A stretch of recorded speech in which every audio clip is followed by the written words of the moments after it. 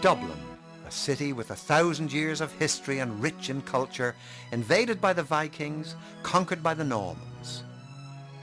Once used by Viking traders, the River Liffey, which flows beneath 13 busy bridges, is flanked by a variety of interesting buildings that illustrate the town architecturally.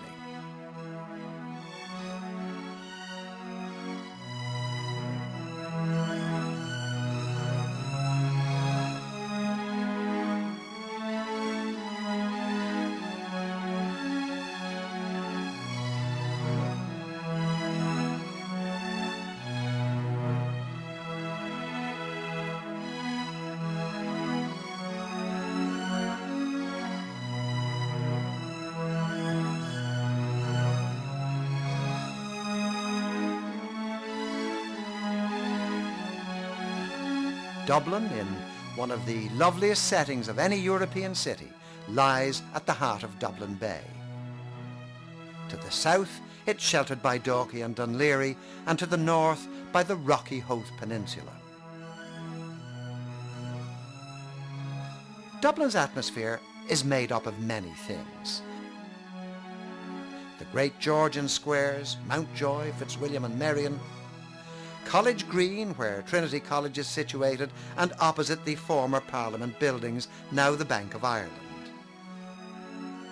Dominating the lower quays, the magnificent Custom House, and on the upper quays, the majestic forecourts. Dublin is very much a Viking city. The Vikings first arrived to the north of Dublin on Lambay Island in 795 AD. Half a century later, 65 Viking longboats sailed up the River Liffey. The boats were made of oak, and the design was such that the shallow waters of the Liffey enabled them to sail in waters just 1 metre deep. Evidence suggests that the Vikings landed near the site of the present Father Matthew Bridge at the confluence of the two rivers, the Liffey and the Poddle. The Vikings consolidated their position and named their new settlement Dyfflin. Eventually the Norsemen became farmers and settled down to a more peaceful existence, while always retaining the ability to strike terror in their enemies. By the 10th century, Dyfflin, the town of the Hurdle Ford, became the capital of the Norse settlement in Ireland. During the 1970s, extensive excavations at Wood Quay revealed the largest Viking site outside Scandinavia. Despite public protests, a controversial civic office block was eventually built over the site. We stayed out of the controversy of whether the buildings were needed or not. That was not our business. Our business was to record to the maximum the archaeological evidence that was in the ground. I suppose it was. It was a pity they couldn't have built those civic offices somewhere else, but then the site had to be built over. There was no way the site could have been preserved in situ. So a development should have taken place there. Whether that one is the right one or not, I'm not sure. It's not a very attractive building to me. By 1014, a Viking army was defeated a short distance away at the Battle of Clontarf by the Irish king Brian Boru. However, Norse kings ruled Dublin for a further 150 years. Eventually, a powerful new force arrived. This was to have a major influence on Dublin. The Normans had landed a large, well-equipped army on the east coast of Ireland. In the spring of 1171, this Norman knight was appointed to Dublin by King Henry II.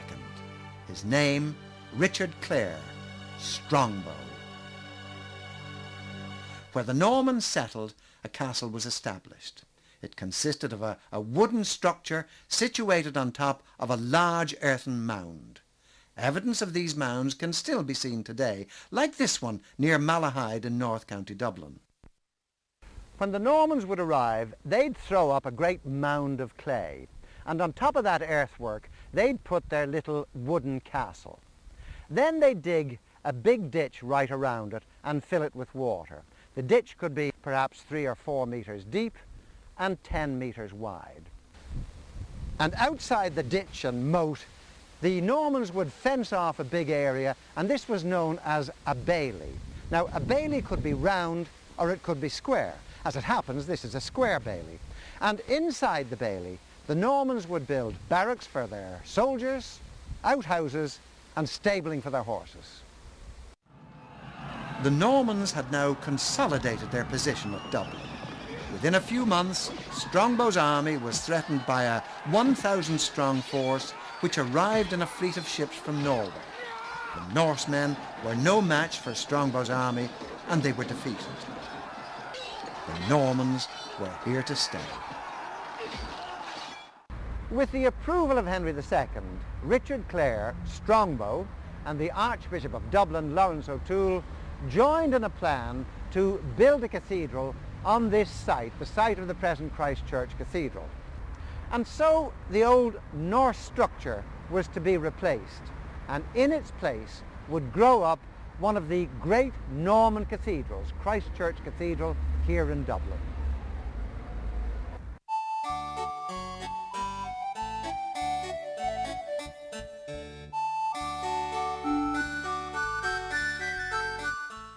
In the grounds of Christ Church Cathedral are the remains of an old Augustinian priory. On the south transept of the church is this fine 12th century Romanesque doorway, said to be one of the finest examples of its kind in Ireland. Within the walls of this great cathedral, the visitor cannot fail to be struck by its beauty and graceful proportions. The north wall, dating from the 13th century, is a true example of Gothic architecture, and during the 1560s, heavy rains disturbed the peat soil on which the cathedral stands. The roof and the south wall collapsed, causing the north wall to lean forward by up to half a metre, and after lying in ruins for over 300 years, the south wall was rebuilt thanks to the generous donations of a Dublin distiller, Henry Rowe. Here in the helmet of Strongbow there is a hole which people say was caused by a blow in battle and he died from it. The reason for that strange thing is that the merchant princes of Dublin in the Middle Ages came here to seal the bargain. In other words, if I was a leather merchant and I wanted to sell my goods to a glover or to a shoemaker, I would put the coin, whatever the price was, there on the hands of the Strongbow. And then when we both agreed, I would pick up the coin and I would literally strike the bargain by reason of hitting the helmet of Strongbow. And over the years, this wearing away has been caused by the citizens of Dublin striking with their coin the bargain. Beside Strongbow's tomb lies a smaller effigy, said to be that of his son, and the story goes that Strongbow and the son were out riding when they were ambushed by some enemies. The boy panicked during the melee and rode away on his horse, and this so enraged Strongbow that he got his powerful sword and stuck it in the boy's belly, leaving him for dead.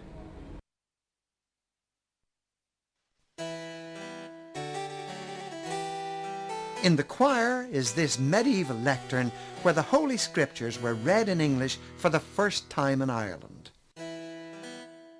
Nearby is the Chapel of St. Laud, where the reputed heart of St. Lawrence O'Toole is said to be encased in this metal casket. This crypt dates from 1172. That makes it not only one of the oldest structures in Dublin, but it's one of the largest medieval crypts in these islands. And this maze of stonework arches around me here bear the whole weight of the cathedral, including the great central bell tower.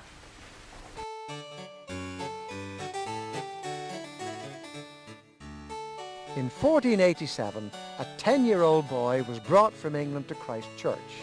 It was claimed that he was related to the deceased King Edward IV. The boy's name was Lambert Simnel, and he was crowned King of England here in Christ Church with the title of Edward VI. But his tenure was short. A month later, he was stripped of his title by Henry VII and was eventually employed as a scullery boy in the king's own kitchen. One of the oddities you'll come across in the cathedral are the mummified bodies of a cat and a rat. And they were discovered in an organ pipe sometime in the 1860s when the organ was being refurbished. Apparently what happened was this. The rat ran into the organ pipe, followed by the cat. And as the pipe reduced in width, first of all the rat got caught, and then the cat got caught. Their mummified bodies have been here ever since, poor old things.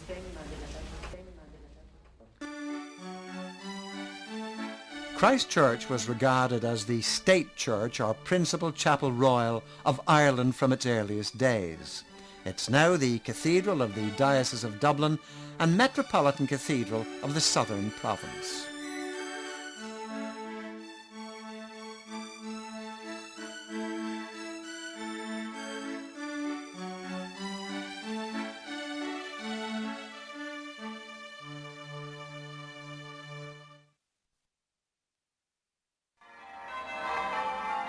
A short distance from Christ Church is the National Cathedral of the Church of Ireland, St. Patrick's Cathedral. Dating from 1191, the church was raised to cathedral status in 1213. The present cathedral was built on the site of a holy well, and this ancient stone slab, unearthed here in 1901, was found near the holy well on which the church stands. And it's said that St. Patrick baptized people here when he came through Dublin in the 5th century. During the 14th century, 2 fires ravaged the great building. During the 16th century, Henry VIII had the contents transferred to the Crown. And in the 17th century, Oliver Cromwell used the cathedral, it is said, as a stable for his horses. The cathedral suffered much from neglect and abuse over the centuries. In the 19th century, extensive restorations were undertaken and financed by Sir Benjamin Lee Guinness, commemorated here at the southwestern door. There's an interesting yarn about this door with the hole cut in it behind me. The story goes that in 1492, the 2 great Irish families, the Fitzgeralds of Kildare and the Butlers of Ormond, were in great conflict. But the heads of the 2 families were persuaded to come in here into St. Patrick's Cathedral to try and resolve their differences. But during the negotiations, the treacherous Geraldines discharged some arrows at the Butlers. The chief of the Butlers, Sir Thomas Ormond, ran into the chapter house and slammed this door shut. But one of the Geraldines was able to persuade him that a deal was imminent. He hacked a great hole through the door, and the 2 men put their arms through it and clasped hands, and a deal was done. Ever since, it's been known as the Door of Reconciliation. St. Patrick's Cathedral has served as a prison, as a fortress, as a court of law, even as a college. But it was between the years of 1713 and 1745 that fame came to it through this man, the Dean of St. Patrick's, the great Jonathan Swift. Jonathan Swift attended to the interests of St. Patrick's for over 32 years until his death in 1745. He's buried next to his beloved Stella. A simple brass plaque marks his final resting place. Early medieval Dublin covered an area of 1.5 square kilometres and was surrounded by thick walls and fortified by towers. During the 13th century, increasing attacks on the city from Irish tribesmen prompted King John to provide a defensive structure. He ordered the building of a strong castle. Walls 2 metres in thickness and up to 6 metres in height were erected. Dublin Castle became the seat of English administration in Ireland. The present St. Audian's Arch is one of the last surviving city gates of the period. Nearby is St. Audian's Church, dedicated to a 7th century Norman bishop. It contains some 15th century stained glass, and in the tower are Ireland's oldest church bells, dating from 1423.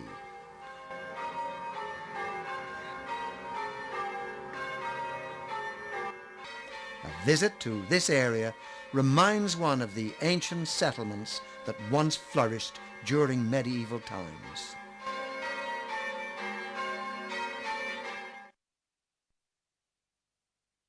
During the Middle Ages, Dublin changed very little. However, the Black Death devastated the city and killed more than 14,000 people.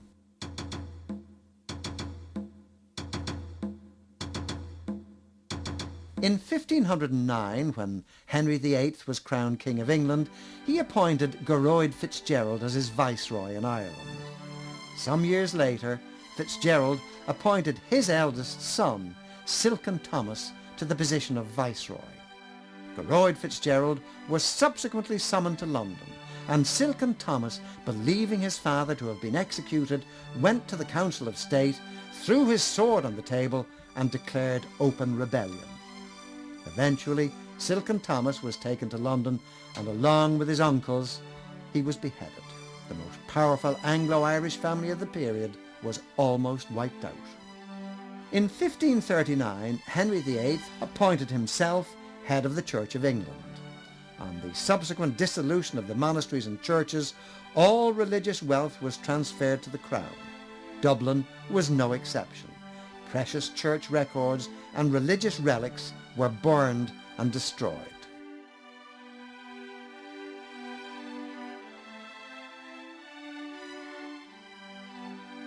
In 1649, a new army landed at Ringsend in Dublin. Churches and monasteries were desecrated and burnt. The man responsible was Oliver Cromwell. Dublin was reduced to ruins and the population dwindled to a mere 9,000 people. The extension of the city continued in the years which followed, largely due to one man, the Duke of Ormond. This royal hospital was built between 1680 and 1685. And 5 years later, William of Orange, having defeated James II at the Battle of the Boyne, had his wounded soldiers cared for here. When James retreated in haste to Malahide Castle near Dublin, he complained to the lady of the castle, "These Irish rascals left me and ran," to which she replied, "It seems then that your Majesty has won the race." Shortly afterwards, penal laws were enacted against Catholics, depriving them of all rights. The Protestant ascendancy now felt secure. These penal laws would last for almost 140 years.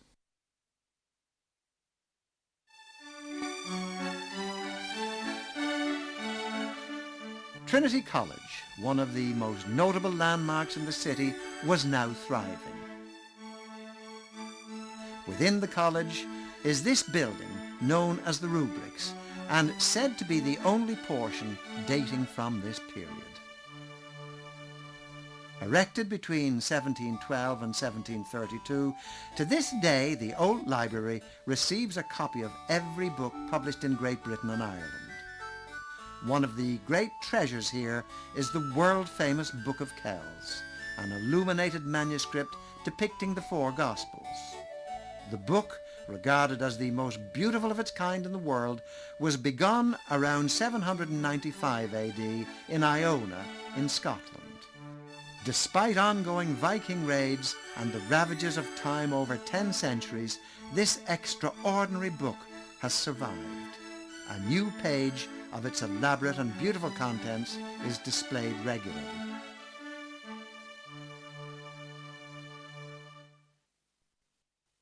Passing through the Great Gateway Arch is the Parliament or College Square.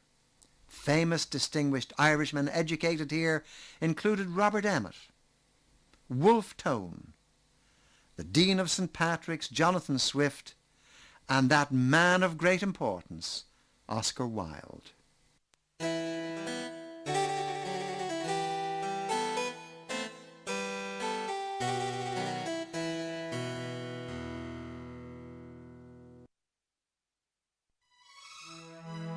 The 18th century saw Dublin become one of the most elegant and beautiful cities in Europe. During this time, Dublin's most magnificent buildings were erected. Parliament buildings in College Green, the Custom House, the forecourts, and dating from 1759, this little gem, William Chambers' Merino Casino.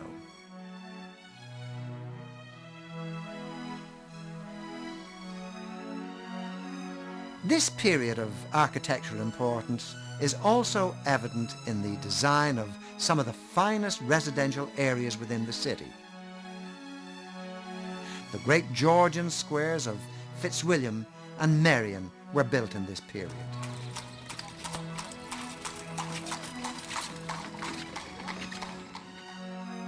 These noble squares were the setting for hundreds of private houses. The stylish entrance doors with elaborate fanlights over them were uniform in their very design, and yet no two are quite the same. The wrought iron railings of the period adorn the many balconies here. During the construction of Merrion Square, one observer wrote, "Most of the houses on the north side of the square are of granite right up to the first floor, and this gives them an air of magnificence inferior to nothing else of their kind in the world."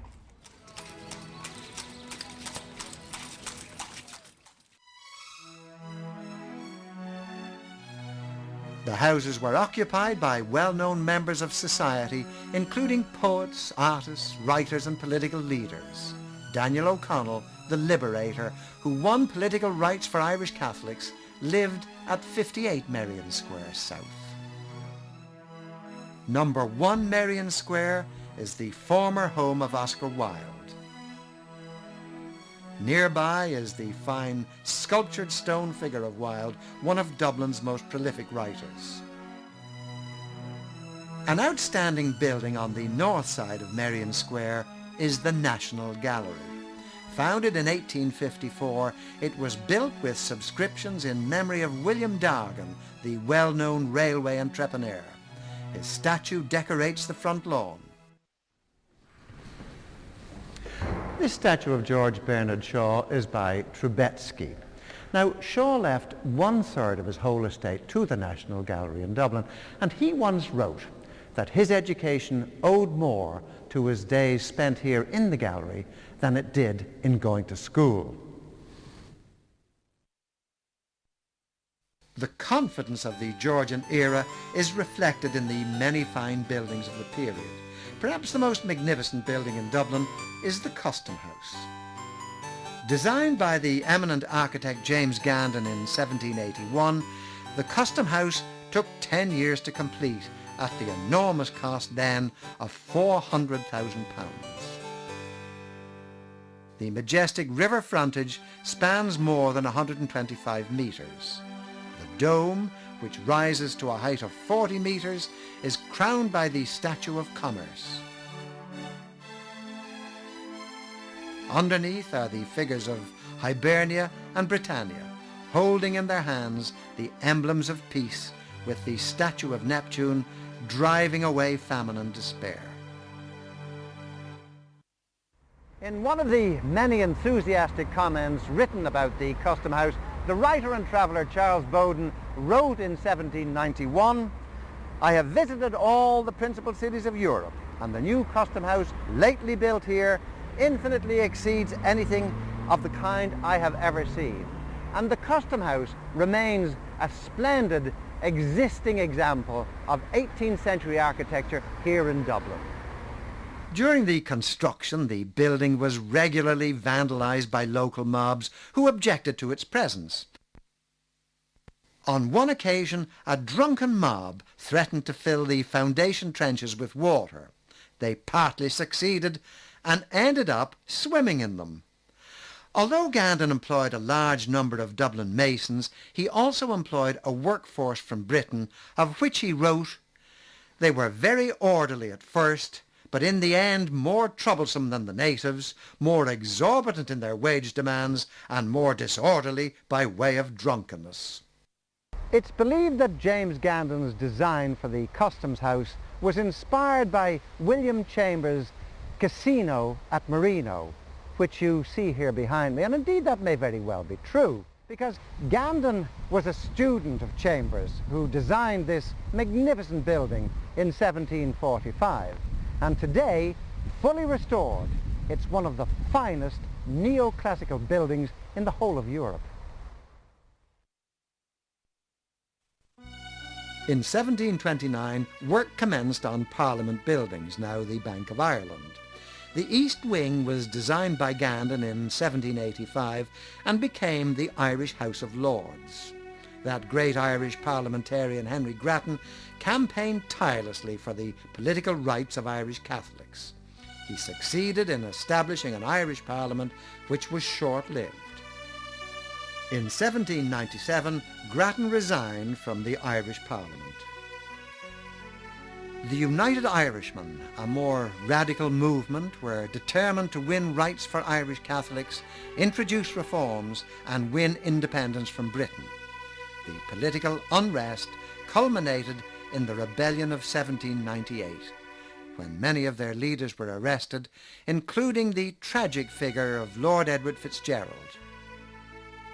The Irish Parliament was finally abolished in 1800 and the Act of Union was passed the following year, making Ireland part of the United Kingdom. Gandon's new building was now redundant. Two romantic leaders emerged in the fight for independence, Wolfe Tone and Robert Emmet. Tone was captured on the west coast, having landed from a French ship. To avoid being hanged, he committed suicide in prison. Robert Emmet's plan to attack Dublin Castle failed. He was captured, convicted of treason, and publicly executed on a scaffold in front of St. Catherine's Church in Thomas Street.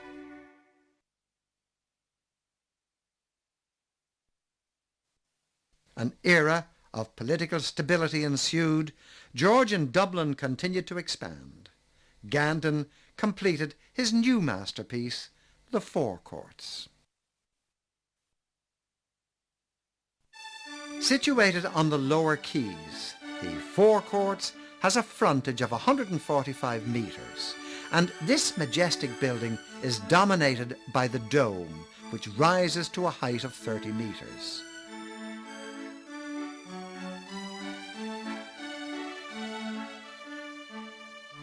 The front portico is supported by 6 Corinthian columns surmounted by the statues of Moses with justice and mercy on either side.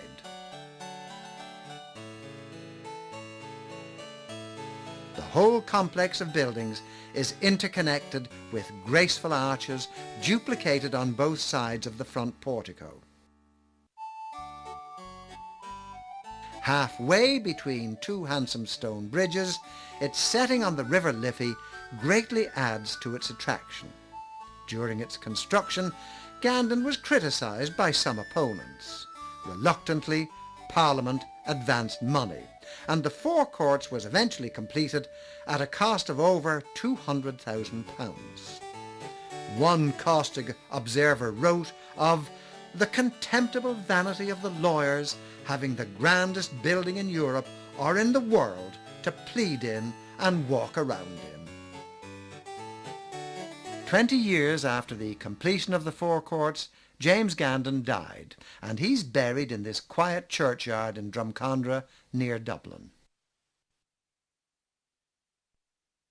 That same year, 1823, saw the great Irish liberator Daniel O'Connell organise the Catholic Association, which played an important part in the passage of the Catholic Emancipation Act of 1829, which effectively brought the penal laws to an end. O'Connell's statue dominates the main thoroughfare of the city, which is named after him.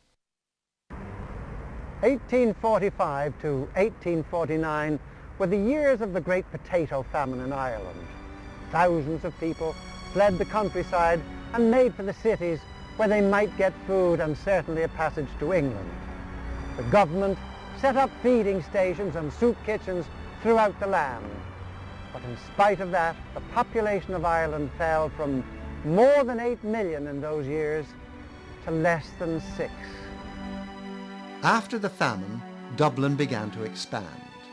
The first Catholic university was founded in 1854. By 1872, horse-drawn trams were first sighted on the streets of Dublin. About this time, the Protestant nationalist Charles Stewart Parnell was leading the fight for Home Rule. In 1878, Parnell became an active opponent to the Irish land laws. 2 years later, he was elected to Westminster. During this time, Parnell encouraged the boycotting of payments to landowners and landlords. For this, he was imprisoned in Kilmainham Gaol. And during his short tenure there, he negotiated an agreement with Prime Minister Gladstone to call off the land war. The agreement became known as the Kilmainham Treaty. Parnell was released. Prime Minister Gladstone appointed Lord Frederick Cavendish to Dublin to oversee the change in the land laws.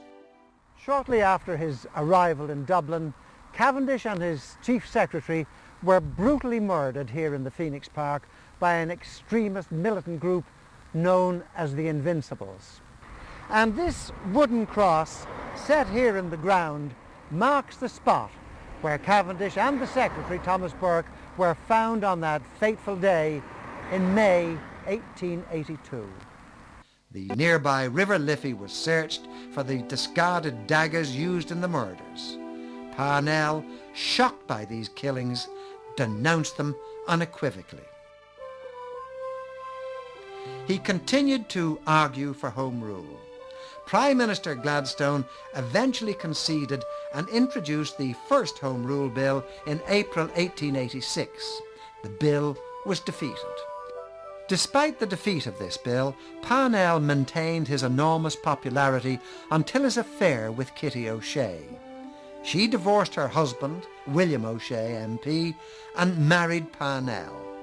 A year later, at the age of 46, Charles Stewart Parnell was dead. After Parnell's death in 1891, the Home Rule issue faded. The people had lost their leader. Slums developed within the city. Dublin deteriorated. In Dublin in the early 1900s, Arthur Griffith, remaining loyal to Parnell's aspirations, founded the Sinn Féin party. By 1913, the working class population began to protest against low pay and poor working conditions. The Labour leader Jim Larkin addressed thousands of workers in Sackville Street, now O'Connell Street. The city had never seen anything like the violence that now erupted. There were police baton charges, bystanders were attacked, workers' homes were raided, culminating in loss of life. This led to the setting up of a military wing to protect Union members in November 1913, and out of that grew the Irish Citizen Army. 8 months later, an event would take place in a North County Dublin fishing village which would alter the course of Irish history forever. The patriot Erskine Childers and his crew navigated a 28-ton sailing vessel, Asgard, into Howth Harbour. A jubilant crowd awaited its arrival. Childers and Mary Spring Rice supervised the unloading of guns which had been purchased in Germany from the vessel. A group known as the Volunteers prepared to cycle to Dublin City to act as a decoy. En route to Dublin, they were confronted by British troops. While negotiations were taking place with the cyclists, the armed members at the rear were dispersed into small groups, still carrying their guns. Word soon spread to the city that the authorities had captured only a small portion of the guns. A contingent of the King's Own Scottish borderers opened fire on a protesting crowd. Several people were killed and scores were injured.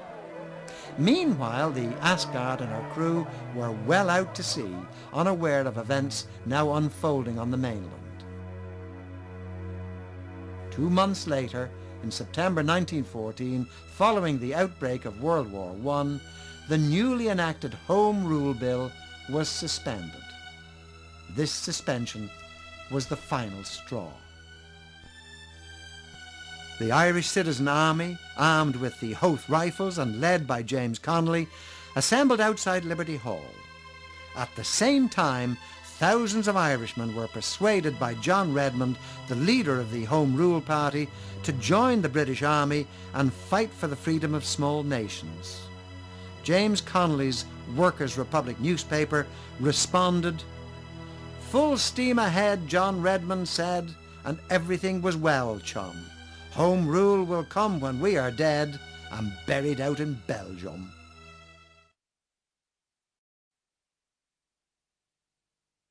On the morning of Monday, the 24th of April 1916, the Irish Citizen Army met at Liberty Hall in Dublin, where the proclamation of an Irish Republic was signed by Tom Clarke, Pádraig Pearse, Tomás MacDonagh, James Connolly, Eamon Kent, Sean McDiarmid and Joseph Mary Plunkett. After signing, Pádraig Pearse ordered his volunteers to take up positions at strategic centres around the city, including the General Post Office in Sackville Street. And here Pearse read aloud the proclamation of the Republic. The Irish flag was raised for the first time and Dublin Castle was attacked. The following day, Tuesday the 25th of April 1916, British troops entered Dublin and occupied the Shelbourne Hotel overlooking St. Stephen's Green. Irish freedom fighters, who included the Countess Markievicz, retreated from the Green to the nearby College of Surgeons. Initially taken by surprise, the British government dispatched General W.M. Lowe to assume command. British reinforcements arrived in Dublin and martial law was declared. Wednesday, 26th of April, General Lowe set up headquarters in Trinity College, a short distance from Sackville Street. The GPO was now under siege and heavily bombarded by British artillery.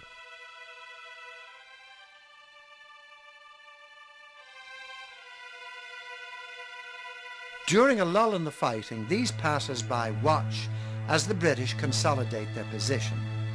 Boland's Mills, where De Valera and his comrades were still holding out, came under heavy fire. British forces succeeded in isolating the GPO from the other insurgent positions.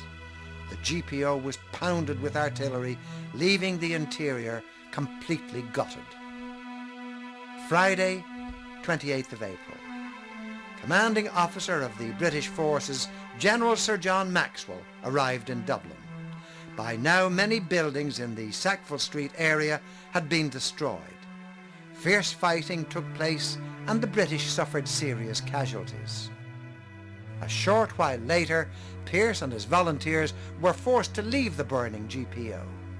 Pearse surrendered to Brigadier General Lowe, and many of Pearse's men were dead. Others were exhausted.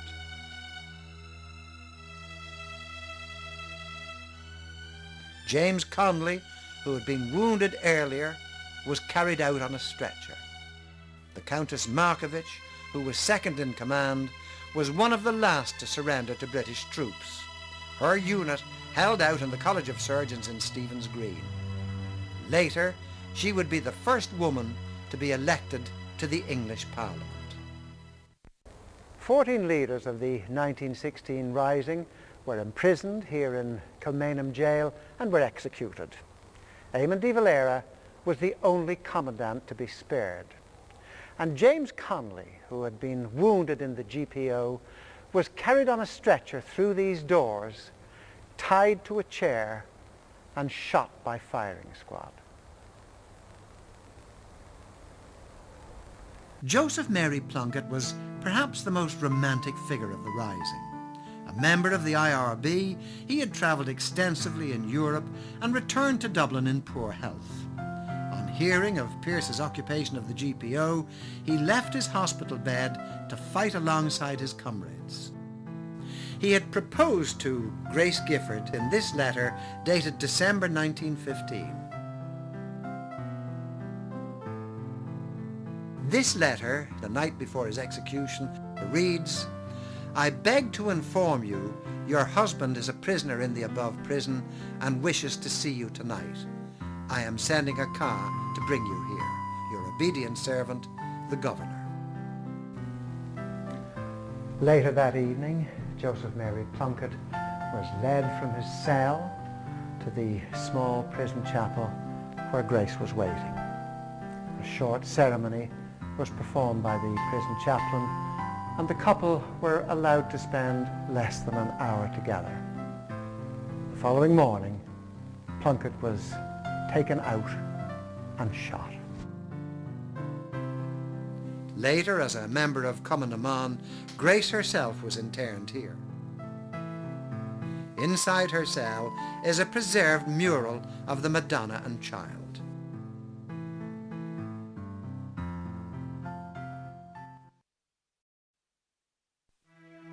By the spring of 1917, the executed leaders of the Rising were regarded as heroes. In the general election of 1918, Sinn Féin candidates won 73 seats. They refused to take up these seats and set up an independent Irish Parliament, Dáil Éireann. The first Dáil met at the Mansion House in 1919. Eamon de Valera was elected president. British resistance to an independent Irish Parliament led to the War of Independence between 1919 and 1921. The IRA, inspired by the leadership of Michael Collins, developed new guerrilla tactics in a war against the might of the British Empire. The ferocity of the struggle led to a new auxiliary force being dispatched to Ireland. From the colour of their uniforms, this notorious force became known as the Black and Tans. They were undisciplined and apparently above the law and engaged in indiscriminate acts of terror against the civilian population. Martial law applied for most of this period with a curfew imposed. In 1920, Michael Collins targeted a group of British agents operating in Dublin known as the Cairo Gang and shot them dead.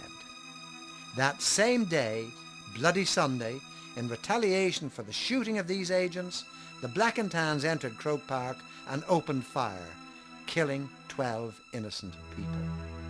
In May 1921, the British administration in Ireland suffered its most serious setback. The IRA set fire to the Custom House, destroying vital government records. Gandon's masterpiece was gutted and British administration crippled. In this engagement, the IRA suffered significant losses. The conflict ended in July 1921 when Lloyd George, the British Prime Minister, and the Irish Assembly member Eamon de Valera agreed to a truce.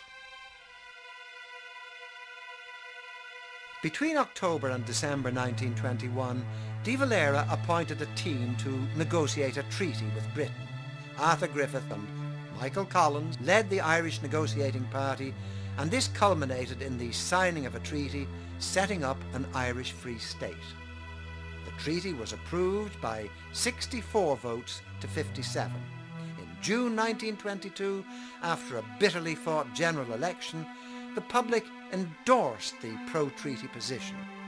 Eamon de Valera opposed the treaty, and he and his colleagues withdrew from the Dáil. Anti-treaty forces seized the forecourt and other buildings in Dublin. Collins failed to negotiate a peace pact with de Valera and his supporters. Commander-in-Chief of the Free State Army, he ordered the shelling of the forecourts. Once again, the streets of Dublin resembled a bloody battlefield where Irishmen fought Irishmen. In his book, The Irish Civil War, Tim Pat Coogan writes, The Irish Civil War was one of the most superfluous and wasteful conflicts since the war between the Big Enders and the Little Enders that Jonathan Swift wrote about in Gulliver's Travels, which was fought over which end of the egg should be topped at breakfast.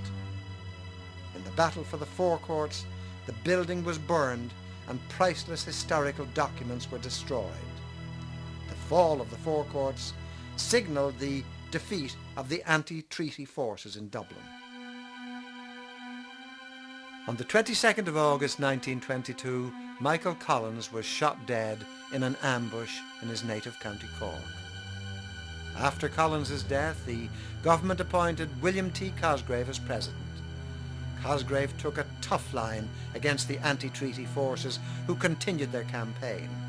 In May 1923, De Valera finally convinced anti-treaty forces to cease fighting. De Valera was imprisoned for a year and was the last political prisoner to serve in Kilmainham Gaol.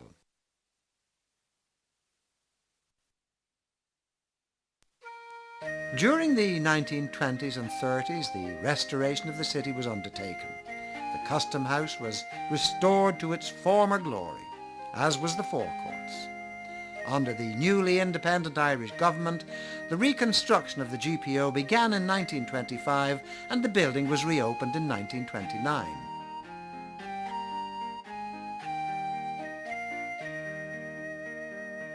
A significant part of Dublin's culture is to be found in its rich pub life. Familiar haunts to such literary giants as James Joyce, Brendan Behan and Sean O'Casey. There are also some pubs with many historic associations. This pub is reputed to be the oldest one in the whole of Ireland. The present structure dates from 1666, but it's built on the foundations of a much older building. And many a famous Irishman has had a drink here, ranging from Wolfe Tone, Robert Emmet, the United Irishman, Daniel O'Connell, and that great Irish parliamentarian, Henry Grattan.